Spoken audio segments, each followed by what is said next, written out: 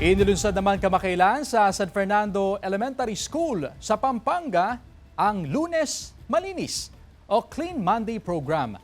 Layo ng proyekto na maturuan ang libu-libong grade 1 hanggang grade 6 ng tamang paraan ng pagtatapon ng basura.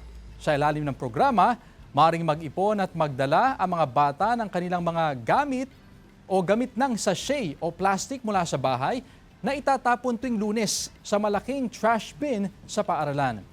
I-upcycle ang mga nakokolektang sachet bilang school furnitures na maaaring magamit sa paaralan. Ang 18 kilos ng plastic sachet ay kayang gumawa ng isang armchair.